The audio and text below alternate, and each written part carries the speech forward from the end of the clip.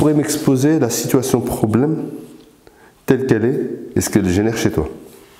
Alors la situation problème, c'est de retrouver mon salon de manière totalement désordonnée, avec des objets qui ne doivent pas être dans le salon, qui sont dans le salon, des objets éparpillés, emballés, enfin des cahiers, des choses que j'aime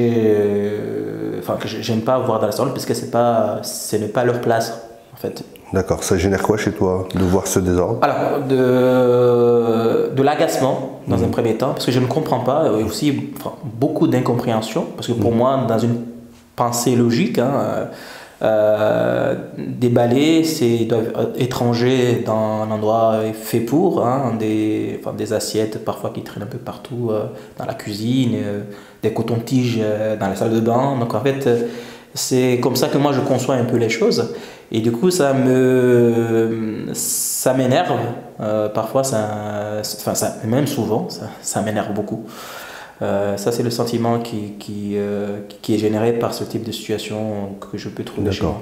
Et donc, qu'est-ce qui se passe après? Tu t'en prends à qui? Alors, je m'en prends principalement à mon épouse, parce que c'est souvent par négligence ou bien par oubli, beaucoup par oubli.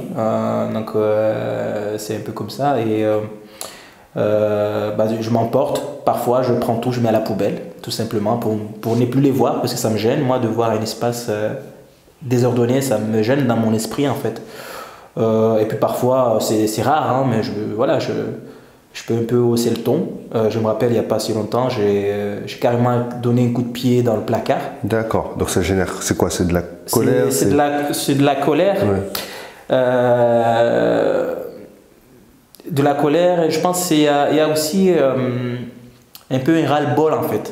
C'est vraiment un coup de ras-le-bol, parce que ça fait longtemps que ça dure en fait. Ok, d'accord. Okay, tu as l'impression de ne pas être écouté, c'est ça? J'ai l'impression de ne pas être suffisamment écouté, et surtout que je demande, j'ai un peu le sentiment en fait, je demande la même chose. Pas plus, pas moi, c'est juste que les choses soient à leur place en fait. Très bien, j'ai compris la situation. Donc, ce qui t'agace, c'est de temps en temps de retrouver dans le salon ou dans la salle de bain, à la maison, un désordre qui te déplaît. Tu as l'impression de l'avoir dit déjà plusieurs fois. Pour toi, c'est quelque chose qui, dans ta logique, qui ne devrait pas arriver parce qu'on devrait ranger quand on a fini avec les affaires. Et donc, ça génère principalement de l'agacement, mais de temps en temps de la colère avec des réactions peut-être qui ne te plaisent pas. Et donc, tu t'en prends à ton épouse. Peut-être ça crée une dispute par exemple. Est-ce que ça arrive? C'est rare parce que moi je suis quelqu'un d'assez calme en fait. D'accord. Donc ça t'énerve intérieurement, mais tu l'exprimes pas. Je l'exprime pas tout le temps. Mon agacement, je le fais savoir. Parfois même c'est moi qui range. C'est tout le temps moi qui range. Je prends sur moi. J'essaie vraiment de prendre sur moi, etc. Mais quand je vois ça, c'est même parfois je range et l'heure qui suit, en fait, je retrouve la même situation qui se répète. Et là, par contre, là, c'est vraiment de l'énervement. Et là, je peux ramasser, même si c'est des choses très importantes, je les mets dans la poubelle et je les jette tout simplement. Comme ça, on n'en parle plus. Ok, très bien. J'ai compris la situation. Donc maintenant, je voudrais savoir, t'aimerais plutôt que ça se passe comment? Toi, ce qui te concerne toi, comment voudrais-tu que ça se passe pour toi? Alors moi, ce que j'aimerais, tout simplement, c'est... Je trouve que déjà chez nous, il y a beaucoup de choses, des choses qui sont inutiles, des choses qu'on n'utilise pas. Donc je pense dans un premier temps, ces choses-là, on peut soit les donner, soit les jeter, puisqu'on ne les utilise pas. Puis deuxième chose, j'estime que quand on est capable de prendre un objet A d'un point A à un point B, on peut tout aussi le prendre du point B et le ramener au point départ, au point A. Je me permets de t'interrompre. Là, tu me décris la situation par rapport à ton épouse, à ce qui se passe. Moi, j'aimerais savoir, qu'est-ce que tu voudrais que ça génère chez toi? Qu'est-ce que tu voudrais avoir comme comportement? Est-ce que, par exemple, tu pourrais me dire, je voudrais que ça me passe au-dessus et que j'en discute calmement sans que ça m'énerve, ça m'agace? Ou tu me dis, j'ai envie de le prendre à la rigolade. Il faut quelque chose que tu contrôles toi. J'ai envie de dire, moi je ne suis pas bien en fait. Ça c'est quelque chose qui est aussi important parce que ça impacte aussi sur mon bien-être. C'est ça qui m'intéresse. C'est ça qui m'intéresse. Mon bien-être, parce que le fait de voir un endroit qui est totalement désordonné, des choses qui n'ont pas été là, qui sont là, dans toutes les pièces de la maison, etc. Je ne me sens pas bien dans un environnement comme celui-là. Par exemple, si je dois travailler à la maison ou je dois faire des choses à moi où j'ai besoin de calme, de concentration, le fait de voir en fait des objets éparpillés me déconcentre totalement. Donc tu aimerais, par exemple, est-ce que tu aimerais rester calme, garder ta concentration, pouvoir exprimer ce que tu ressens, mais sans que ça te mette dans cet état d'exaspération, peut-être des fois de colère? Ça serait Est-ce que tu aimerais? J'aimerais bien pouvoir peut-être les ignorer totalement et m'éviter de mettre dans un état comme celui-là parce que ça me prend. Très bien. En termes d'énergie. C'est ce sur quoi tu peux agir. D'accord? Parce que tu ne peux changer toi, tu ne dois pas obligatoirement changer les autres. D'accord? On va travailler sur cet élément-là. Donc ce que je vais t'amener à faire maintenant, je t'explique un peu. Ici, tu m'as décrit les symptômes. On va essayer de les revivre pour que tu m'exprimes vraiment ce que tu ressens. Une fois qu'on les aura vécus, on essaiera de trouver les causes. Qu'est-ce qui te met dans cet état-là? Ensuite, on déterminera ensemble un objectif. Par exemple, garder mon calme, que ça me passe au-dessus de la tête. Quelque chose qui dépend vraiment de toi. Ensuite, on ira chercher les ressources qui vont t'aider à atteindre cet objectif. Et après, on ira vérifier dans une situation future qu'avec les ressources, tu arrives à atteindre l'objectif que tu t'es fixé. Est-ce que ça te va comme explication? Ok. Ok, très bien. Je vais t'amener à te mettre au niveau des symptômes. Ok? Donc tu vas les revivre comme tu me les as décrits. Donc là, ce que je vais t'inviter à faire, c'est de revivre cette situation. Tu me dis, voilà, je suis là, il y a le salon qui est en désordre total. Ok? Et je vais t'interroger. Donc là, voilà. Imagine-toi que tu es dans ton salon. Il y a des assiettes, des comptes-tiges, des vêtements un peu partout. Un balai. Voilà. Tu me dis quand tu es vraiment dans cette situation. Tu t'associes, tu vis cette situation. Ok? Ouais. Décris-moi ce que tu vois. Alors je rentre à la maison, je vois en fait des meubles qui sont entreposés juste à côté des entrées et ça c'est des choses que je ne supporte pas. Pour moi, des objets qui font obstruction en fait des endroits où on doit circuler et donc, du coup déjà ça m'exaspère en fait déjà. Que ce soit du côté du salon, la porte de la cuisine, en fait, il y en a des objets entreposés déjà là, je les vois. Il y a un balai par terre qui est rangé qui est par terre tout simplement. Et donc je vois sur mon bureau en fait où je suis censé travailler, on a posé plein de sacs, des sacs, je ne sais pas ce qu'ils font là, alors qu'il y a un placard juste à côté. Donc il y a sur le canapé, dans le canapé, il y a des cahiers, des stylos. D'accord. C'est le désordre total. Ok, à ce moment-là, qu'est-ce que tu te dis? Qu'est-ce que ton dialogue intérieur, qu'est-ce qu'il te dit? Qu'est-ce que tu te dis? J'ai envie de tout ramasser, mais dans un sac. Qu'est-ce que tu te dis? J'insiste. Non mais c'est. Tu te dis c'est quoi ça? C'est plus que ça. Des fois j'ai l'impression que c'est de la provocation tout simplement en fait.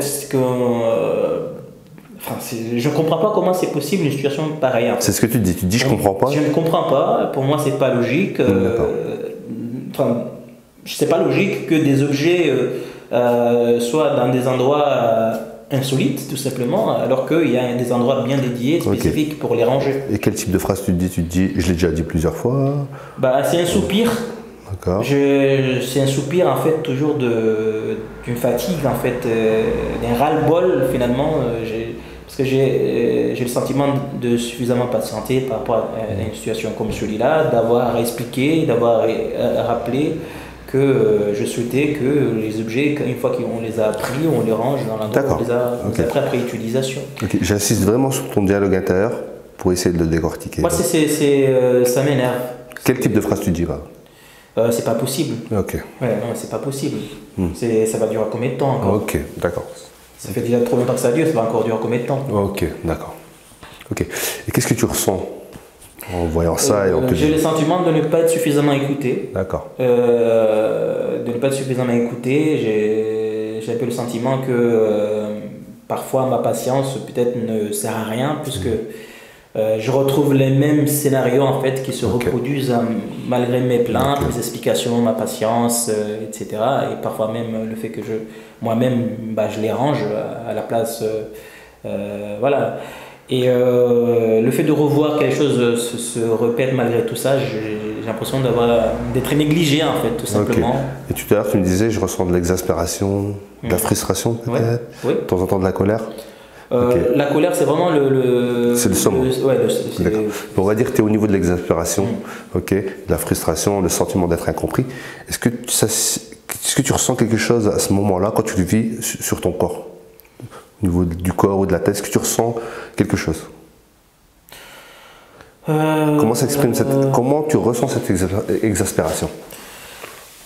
C'est un sentiment qui est parfois très fort. Hein. Des fois, j'ai juste envie en fait de partir de la maison pour ne pas être confronté en fait à cette réalité-là qui me dérange moi, sur laquelle j'ai l'impression que je ne peux pas faire grand-chose, parce que c'est indépendamment de ma volonté. C'est pas moi qui commet le désordre, mais je le subis, puisque quand on est marié, donc on ne peut pas faire autrement. Donc parfois j'ai juste envie, ou voire même de m'isoler dans une autre pièce. D'accord. Où j'aurai le contrôle moi, que personne ne donnera. Ça, c'est ce que tu as envie de faire ou c'est ce que tu fais? C'est ce que j'ai envie de faire. D'accord, mais tu le fais pas. Ouais. Donc tu compenses cette envie.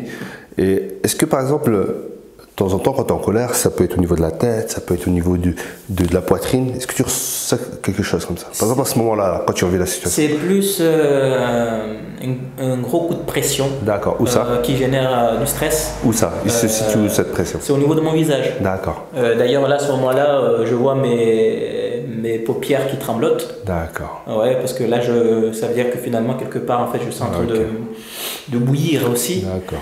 Donc du coup, le signe qui fait que je sais que je suis dans cet état-là, c'est que je vois tout de suite ma paupière, trembloter. Et là, je sais que la tension elle est au maximal. Je vois très bien. Okay. Et tu te dis, j'ai l'impression qu'on ne m'écoute pas, qu'on ne me comprend pas. Tu ressens cette exaspération qui vient au niveau du visage. Et qu'est-ce que tu fais? Parce que tu dis, j'aimerais faire, mais qu'est-ce que tu fais exactement? Je ne fais rien, je garde le silence. Et je ne parle pas à ma femme, par exemple. Alors, je deviens complètement... Tu boudes? C'est plus que bouder, hein. Là du coup, en fait, je me sens tellement ignoré, machin, etc. que et puis comme j'ai pas envie de dire des choses blessantes, etc. Je me tais, elle m'appelle, me pose des questions, je passe vraiment à côté, là, je passe vraiment à côté parce que je suis énervé en fait finalement. Donc elle me demande qu'est-ce qui se passe, qu'est-ce que j'ai. Pour moi c'était évident quoi. Il n'y a rien qui va quoi, dans cette maison quoi. Mais c'était quand même déjà arrivé de l'exprimer. J'ai déjà exprimé, j'ai déjà expliqué, j'ai déjà réexpliqué, j'ai déjà moi-même montré ce qu'il fallait faire. Donc pour toi, ça tombe sous le sens. Oui, puisque... Donc il ne te reste plus qu'à garder le silence. Juste, c'est quelque chose d'important, c'est que ma femme, c'est quand même aussi paradoxal, hein, mais c'est quelqu'un qui aime avoir des choses pour ranger. Donc, elle m'a fait construire des placards sur mesure. Hein. C'est-à-dire que j'ai quand même investi beaucoup de temps, d'énergie et de l'argent pour qu'elle puisse être à l'aise et avoir son truc pour ranger ses affaires comme elle le souhaitait, pour qu'elle soit totalement à l'aise, etc. Et parmi les choses qui m'énervent, c'est que quand je vois que j'ai fait ce qu'elle m'avait demandé de faire, etc., et qu'il n'y a pas une pièce chez nous où il n'y a pas un endroit où ranger des trucs. Et malgré tout cela, en fait... il y a toujours des choses qui sont partout, éparpillées partout, et je ne comprends pas en fait finalement l'objectif de tout ça, de demander autant et puis par la suite voir que finalement voilà, il n'y a pas beaucoup de choses qui changent à ce niveau-là quoi. Très bien, ok, je pense que la situation est claire. Reviens par ici maintenant, tu vas sortir de cette situation dans laquelle tu étais. Rassure-moi, il y a des fois où la maison elle est bien rangée quand même.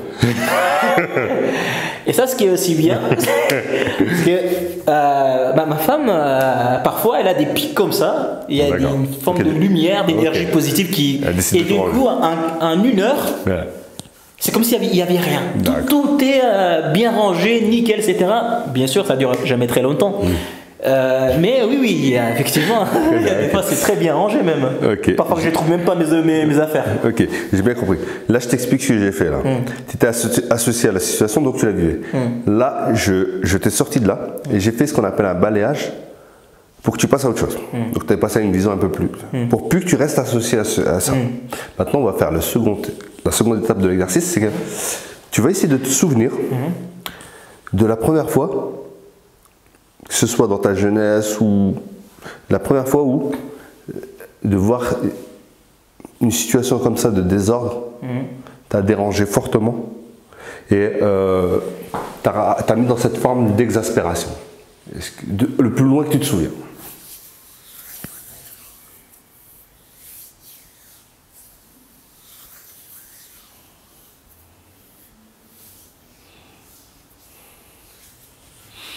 Ça peut être proche ou loin dans le temps.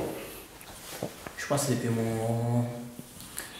mon mariage, parce que en dehors de ça, je partageais pas avec quelqu'un qui allait, parce que moi si je devais compter que sur moi-même, ça va, je rage mes affaires. Mais c'est une fois qu'on vit avec quelqu'un qui a une idée de la chose, quoi. Donc c'est, je pense après, depuis mon mariage, parce que là j'étais vraiment obligé de... Enfin, je suis obligé d'habiter avec ma femme, ce qui est tout à fait normal. Le fait de partager l'espace avec quelqu'un, c'est la première fois. D'accord. Tu vas essayer de te souvenir de la première fois alors, que tu es rentré, tu as vu un endroit. Moi je le vois. Tu te souviens? Ah ouais. Ok. On va se mettre donc sur le C là, de cause, et tu vas me raconter cette première fois, avec moins de détails, et en me disant voilà, la première fois que je suis rentré, j'ai vu ci, cela, pour qu'on essaye de comprendre ensemble ce qui s'est passé la première fois. D'accord? La première fois, donc c'était au premier appartement. Et à peu près combien de temps? Ça fait depuis 2014. D'accord. 2014. 6 ans à peu près? Ouais. Ça remonte à 6 ans. Donc je rentrais, je ne sais plus si je venais du travail ou de l'université, mais je faisais les deux. Donc je rentre et là, parce que l'appartement en fait est configuré en sorte que dès qu'on ouvre la porte, il y a une deuxième porte en face qui donne directement une vision dans la cuisine en fait. D'accord. Donc là, j'ouvre la porte. Et parmi les premières choses que je vois une vaisselle en fait qui s'amoncelle. Voilà, et du coup j'ai pas compris en fait. j'ai pas compris comment ça se faisait qu'il y avait une montagne de vaisselle en fait finalement. Parce que moi, moi j'avais 2 casseroles qui se couraient après, avant mon mariage en fait. J'avais 2 casseroles, 2 assiettes, la plupart du temps que je piquais, des potes, etc. Donc, tu n'avais jamais cette montagne de vaisselle. Je n'avais pas cette ingénierie Et là, c'est des choses, en fait, c'est surtout que c'était de la vaisselle qui était sale, qui était dans le lavabo, qui restait là, et on voyait que ça datait, quoi. Donc là, ça m'a énervé, cette histoire-là. J'ai pas parlé, j'ai juste gardé le silence parce que il y a des choses qui me paraissent moi évidentes. D'accord. Pour moi c'était des choses évidentes qu'on peut pas. Tu prends une assiette, tu l'utilises, tu finis, tu le nettoies, tu le ranges tout de suite. Et surtout que moi, me connaissant, moi personnellement, comme je ne suis pas capable de gérer autant de vaisselle, j'avais 2 casseroles qui se couraient après, 2 assiettes, 2 couteaux, machin, depuis le mariage. Bon, c'est que c'est autre chose après.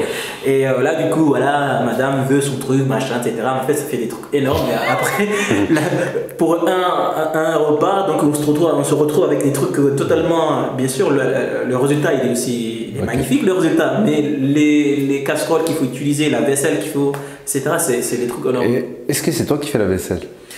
Moi, je participe. D'accord. Et moi, je participe à faire je participe dans toutes les tâches. D'accord. Je suis comme ça. Mais moi, ce qui me dérange, c'est que c'est vraiment la manière de faire, en fait. Parce que moi, je sais que moi, j'aime pas faire la vaisselle. Même si je la fais, je n'aime pas faire la vaisselle. J'aime bien manger, mais j'aime pas faire la vaisselle. C'est pas mon truc. J'ai une qualité et un défaut, je dis une limite, c'est que moi, une fois que je mange, je lave mon assiette et je la range. D'accord. Je le fais tout de suite pour éviter l'amoncellement. Exactement. J'ai compris. Le problème, c'est qu'avec mon épouse, elle veut que ça s'accumule comme ça pour faire tout d'une traite. D'accord. C'est 2 modes de fonctionnement différents. Et moi, je ne supporte. l'avantage avec ma femme, c'est qu'elle fait les choses vite. Moi, je viens des îles. Je suis extrêmement lent pour une assiette. Je prends mon temps, mais ça ne me dérange pas. J'ai que 2 assiettes qui se courent après. Ouais. Ça va. Donc, j'ai mon organisation qui est adaptée par rapport à ma personnalité à moi. Ma femme, elle a sa personnalité, son mode de fonctionnement qui est adapté. Et elle procrastine. C'est aussi quelqu'un qui procrastine. Donc, on met à demain. Le problème, c'est que ça. Donc, 2 modes de fonctionnement différents. Ouais. Et donc, c'est toi, c'est ta façon de voir les choses que tu sens qui est peut-être pas respectée? Je trouve que ma stratégie elle est beaucoup plus pratique. Je suis désolé. De ton point de vue. Voilà, de mon point de vue, parce que je trouve que le résultat est immédiat. D'accord. Donc on évite des situations de surenchère ou machin, etc. où on va tirer peut-être les cafards, je sais pas, par la suite. Et ma femme met du temps à faire la vaisselle. Elle l'a fait vite par contre quand elle l'a fait. Ça c'est vrai, c'est une qualité qui est là. Par contre, mais ça peut attendre plusieurs jours. Et moi je peux pas cohabiter avec des trucs comme ça. Ok, revenons à cette situation. La première fois que tu as vu ça, qu'est-ce que ça a déclenché chez toi? T'es resté... Les bras m'ont tombé en fait. Je dis c'est pas possible. Donc, on peut pas... donc là, est-ce que déjà à l'époque tu as eu de l'exaspération? Non, je venais de me marier, en 2014 je me suis marié, donc du coup c'était tout beau, tout neuf, donc on prenait beaucoup plus sur soi, etc. On patientait. Donc à force tu prends moins sur toi, c'est ce que je veux dire. Avec le temps, oui, parce que on espère quand même quelque part que les choses vont avec le temps s'améliorer progressivement, on espère toujours au début. Ok, donc ça t'a quand même déboussolé, même si tu as pris sur toi. Ton schéma toi, de fonctionnement, tu l'as senti qu'il n'était pas respecté, ce que j'ai bien compris. Et donc, c'est le déclencheur qui a fait qu'après, avec l'accumulation, tu es arrivé où tu supportes de moins en moins la situation, etc. Même jusqu'à arriver à l'énervement, etc. Des fois, jeter tout, etc. Ça, c'est récent. C'est tout à fait récent. D'accord, ok. Je pense que c'était la semaine dernière, ça. C'était vraiment... depuis 6 ans, je vais donner un coup dans le placard pour... voilà. Ok, très bien. Ok, viens ici, viens par ici. Ok, donc observe-toi. Tu venais de te marier, tu rentres dans ce salon et tu remarques que la vaisselle, enfin dans la cuisine, que la vaisselle s'est accumulée. Tu t'es senti déboussolé. Ton schéma de pensée pour toi n'était pas respecté. Il faut faire les choses vite, tu n'avais pas l'habitude. À ton avis, qu'est-ce qu'il t'aurait fallu à ce moment-là pour vivre la situation de façon différente? Par exemple, vois-toi. Vivant cette situation, qu'est-ce qu'il aurait fallu pour que ça ne te touche pas à ce point-là? Quel type de ressources, d'énergie, je pense, c'est peut-être de comprendre ma femme, qu'est-ce qui l'amène, elle, finalement, à procéder de cette façon-là, en fait.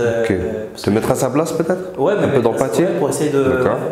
Ok, ça c'est pour la comprendre, mais toi, pour absorber, pour mieux vivre la situation, qu'est-ce qu'il te faudrait? Je ne suis pas quelqu'un qui aime absorber les choses. Moi, je suis quelqu'un qui aime bien... je prends les informations, les choses comme elles viennent, et puis je l'extériorise assez rapidement pour éviter de me rendre malade. En fait, j'ai un fonctionnement, je ne sais pas d'où ça me vient, mais je suis comme ça. Pour ne pas en fait avoir tout le temps à cogiter, à le faire tourner dans ma tête bilan, et voilà, je fonctionne assez comme ça. Et je pense qu'il y a plus de légèreté à gérer les choses par la suite. Mais dans ce que tu m'as décrit là, tu le fais pas spécialement. En fait, l'ordre chez moi, c'est quelque chose, j'ai du mal. Moi, j'aime l'ordre, c'est un truc de dingue. Ma femme m'appelle l'agent de la CAF. À juste titre, hein, je peux le comprendre, mais c'est quelque chose que je crois, c'est ma faiblesse, mon talent d'encher est là-dedans. C'est qu'il faut l'ordre dans toute chose. Pourquoi il faut? Qu'est-ce qu'il dit qu'il faut? Sinon, c'est l'anarchie. C'est l'anarchie dans toutes les pensées. D'ailleurs, même, j'ai posé la question parfois à ma femme, pourquoi elle laisse, hein? Parce que je demande parfois, elle laisse comme ça, elle me dit parce qu'elle n'est pas bien. Donc ça prouve bien ce que je dis, c'est que quand on est dans le désordre, ou on laisse le désordre se faire comme ça, c'est que quelque part, en fait, on n'est pas bien. Et donc c'est le résultat physique de la personne, de son état intérieur en fait. Mais moi je vais très bien moi. Mais c'est peut-être un message qui t'est adressé. Oui, c'est un message peut-être qui m'est adressé. On va revenir à toi. On va revenir à toi. Ouais. D'accord. On va revenir à toi. On va se concentrer sur ce que toi tu vis. Donc là, tu me dis peut-être de l'empathie qu'il faudrait. Aussi de pouvoir exprimer les choses. D'accord. Pour éviter d'être. Tu m'as parlé tout à l'heure. Ça me désorganise. Ce désordre, tu m'as dit ça m'exaspère, ça me frustre, et des fois ça va jusqu'à la colère. Qu'est-ce qu'il te faudrait pour ne pas te retrouver dans ces états? À part le fait de comprendre l'autre, le fait d'exprimer les choses. Tu m'as parlé de patience tout à l'heure. Il te faudrait peut-être. Est-ce que la patience t'en a assez? Ou alors c'est une autre forme de patience? La patience, on n'en a jamais assez. Je pense que c'est une des provisions qu'on n'en a jamais suffisamment, parce que si par rapport à cet exercice-là, je me revois en introspection depuis 6 ans.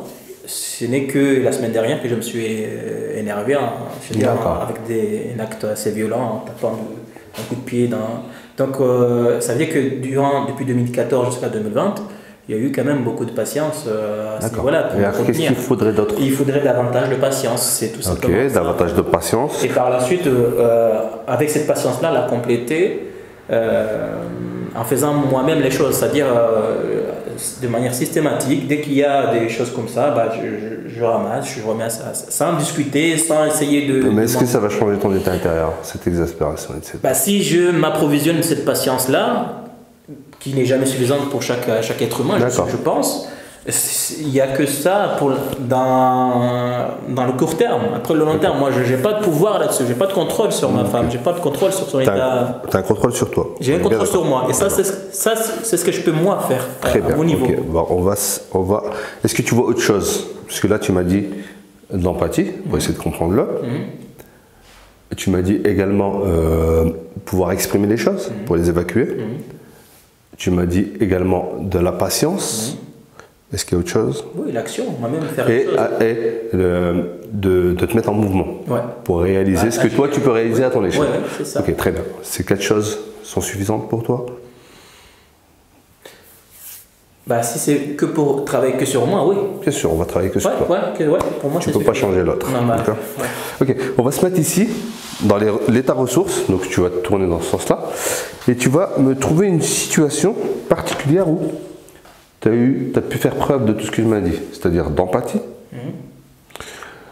de pouvoir t'exprimer pour ne pas garder en toi, que tu as eu la patience et que tu t'es mis en action. Est-ce que tu as une situation comme ça dans la vie, dans ce que tu as vécu, que ce soit par rapport à ta femme ou par rapport à autre chose, où tu as fait preuve de ces 4 qualités, tu as eu ces 4 ressources disponibles et que tu les as utilisées? Est-ce que tu as une situation? Soit tu as une situation, soit tu me trouves quelqu'un qui les a.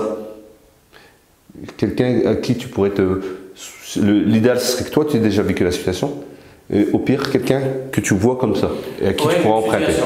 Ok, très bien. Est-ce que tu pourrais me la décrire? C'est une histoire avec mon beau-frère. Donc c'était une affaire en fait c'est une affaire de voiture. En fait ici, j'ai une belle famille, ma belle famille a vécu des choses assez traumatisantes. Et donc ma femme venait de faire un accident de voiture, un accident de circulation. Et du coup la voiture, elle est partie à la casse quoi. Mais heureusement, alhamdoulilah, elle s'en est sortie indemne de cette situation-là, mais il a quand même il a été traumatisé. Et elle voulait plus prendre le volant du tout, donc pour elle c'était mort. Donc il s'est passé quelques mois après cet accident et on est parti en vacances chez la belle famille, pour changer un peu les idées, puis revoir la belle famille, etc. Et moi je me réveille un matin, je trouve mon beau-frère et ma femme, sa sœur, donc qui sont assis dans la table du salon, qui sont en train de discuter, et puis je les vois en fait dans cette discussion-là, il s'agissait de l'achat d'une voiture. Et je les vois déjà avec le PC allumé, ils sont ils cherchent une voiture. Bon, moi je trouve la situation de cette façon-là, je ne savais pas que ma femme voulait reprendre le volant et qu'il voulait une voiture, etc. Donc pour ne pas casser le mouvement, donc moi j'ai encouragé en fait finalement la chose, parce que pour moi, j'ai compris que voilà, son frère voulait absolument qu'elle puisse se reprendre à main. Et puis par la suite, j'ai vu que ma femme aussi, elle était emballée. Et donc moi, j'ai pris l'enthousiasme. Je me suis dit, s'il faut à ce moment-là aider, je peux aider. J'avais pas l'argent tout de suite sur moi, parce que j'ai dit c'était quand même un investissement qui n'était pas prévu, etc. On n'était pas censé être en vacances. Et finalement, donc, l'achat de la voiture, elle se fait. Donc, du coup, en fait, finalement, la voiture qui a été achetée est tombée en panne. Donc, lui, il a essayé du mieux qu'il le pouvait pour essayer de réparer cette voiture-là.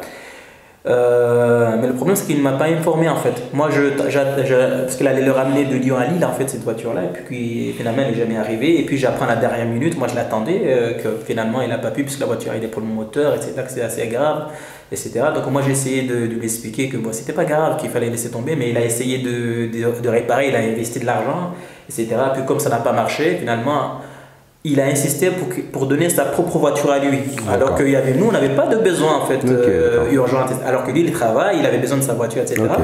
Mais moi, j'étais pas mis au courant de tout ça finalement. Donc, ma femme lui dit, vas-y, tu peux aller à Lyon, reprendre la voiture et tu viens, etc. Donc, je vais à Lyon, je prends la voiture, je reviens. Sa voiture à lui qui me la donne, etc. Et avec l'argent qu'on avait déjà avancé. Et puis par la suite, voilà, j'attends qu'il s'est plaint que finalement on l'a dépouillé. Oui, on l'a dépouillé, c'est à cause de moi, parce que je ne travaille pas, je ne prends pas bien soin de ma femme, je ne suis pas un homme, qu'un homme il faut arrêter des études, il faut qu'il travaille, etc. Et puis, comment ça se fait? En fait, moi, quand je suis parti à Lyon, comme on m'a demandé d'aller récupérer la voiture, j'étais parti avec un ami. Et j'avais dit voilà, des heures bien précises parce que moi j'aime pas rouler la nuit, donc que je vais là-bas, je prends la voiture, je rentre. Quand je suis arrivé à la gare, il était censé venir nous chercher à une certaine heure, il n'est pas venu, il m'a pas informé. En fait, c'était venu quelque chose de pas. Moi, je n'étais pas au courant qu'il y avait donc moi je suis parti, j'ai pris la voiture, je suis rentré et ma femme était encore à Lyon. Et quand ma femme est rentrée de Lyon, elle est venue en pleurant, en lui disant que voilà, son frère a dit ça de moi, par rapport à cette histoire de voiture. Et moi, je tombais des nues parce que, en fait, moi, j'ai rien compris. J'étais dans une colère telle. Donc ça a généré chez toi de la colère, de la frustration. En fait, j'avais envie de faire des conneries. Parce que pour moi, c'était inacceptable en fait. Et là, ce qui m'intéresse, c'est de savoir à quel moment tu as fait preuve de. J'ai fait preuve d'empathie malgré cette rage-là, parce que j'avais la rage. Quand je me disais que. Je connais un peu l'état chaotique en fait de ma belle famille. Tu t'es mis à leur place. J'essaie vraiment de mettre. En connaissant leur histoire. Parce qu'il est gentil, hein. En fait, c'est ça aussi ce qui est aussi. Il est gentil, hein. Il est vraiment très gentil. Mais... Tu as fait preuve d'empathie à ce moment-là. Tu as fait preuve aussi de patience. Est-ce que tu as exprimé ce que tu ressentais? En fait, j'ai pu l'exprimer, mais je pense pas j'ai pu l'exprimer. Moi, ce que j'aurais aimé l'exprimer, j'aurais aimé l'exprimer devant lui. D'ailleurs, je l'ai appelé moi directement, mon beau-frère, pour qu'il m'explique en fait. Pour avoir une explication. Qu'il m'explique et que moi je puisse aussi m'expliquer. J'ai jamais eu. Parce qu'il me fuit depuis. Il ne prend pas le téléphone. Mais tu as exprimé quand même à quelqu'un, tu as exprimé à ta femme. Je l'ai exprimé à ma femme parce que déjà elle était effondrée.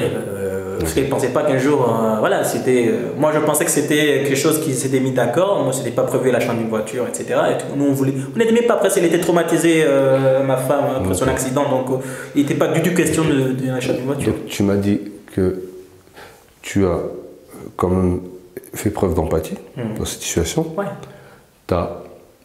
Tu t'exprimais, même si c'est pas devant le premier c'est quelque chose qui reste encore. Il a pas, moi jusqu'à maintenant, je le cherche pour l'avoir, pour lui dire. D'accord, mais quand même, tu t'es quand même réussi à dégager ça. Mais bon, quand je vois déjà l'état dans lequel était ma femme. Tu as fait preuve de patience? J'essaie quand même de prendre sur moi. Tu as fait preuve de patience? Oui. Et comment tu t'es mis en action? J'ai pris la voiture et je voulais le ramener le jour même. D'accord. Et j'ai appelé, j'ai commencé à dire quand est-ce que j'allais venir, etc. Puis là, tous les téléphones de la belle famille ont commencé à marcher. Non, machin, il faut arrêter. Non, machin, c'est bien. Tu as essayé de. Oui, je restitue la voiture. De réparer. De réparer, déjà, parce que je dis, mais c'est pas un bien qui est à moi. D'accord, Très bien. Ok, je vois très bien. Donc, est-ce que tu peux revivre ce moment où tu as fait appel à ces ressources, donc empathie, patience, où tu as pu t'exprimer et en même temps tu t'y mets en action? Est-ce que tu peux bien les revivre et me dire quand tu les as vraiment intégrés? Ouais, c'est bon. Et à ce moment-là, par un geste, celui que tu veux, tu vas associer ces ressources-là à un geste quelconque que tu pourras réactiver quand tu veux. Tu as choisi ton geste? Tu me le montres ou tu le gardes pour toi? Je te le montre. Vas-y. Pourquoi tu fais le nom de la tête? Est-ce que tu pourrais pas avoir un geste positif? Non, ça peut être positif. Là, je... Non, mais justement, on veut faire appel à des ressources qui vont t'aider. Ça peut être par exemple, ça peut être juste appuyer sur ton poignet, serrer le poing. Moi, je serre les poings. Ou dresser, voilà. Ça peut être serrer le poing. C'est ma femme qui a remarqué ça. Ok, donc serrer le poing. Je serre le poing, mais fort parce que. Ok, d'accord. Ok, très bien. Donc, vérifie qu'en serrant le poing, tu as ces ressources qui reviennent, qui ressurgissent. Dis-moi si c'est ok ou pas. C'est ok. Très bien. Je te demande de revenir par ici. Donc, ton objectif, c'est que la prochaine fois qu'une situation qui te déplaît, par exemple un désordre dans le salon arrive, que tu puisses faire appel à ces ressources pour mieux vivre la situation. Est-ce que tu es d'accord avec ça? Ok. D'accord? Donc, là, tu vas te mettre sur les objectifs. Ok? Donc, exprime-moi l'objectif de façon claire. L'objectif que tu veux atteindre grâce aux ressources.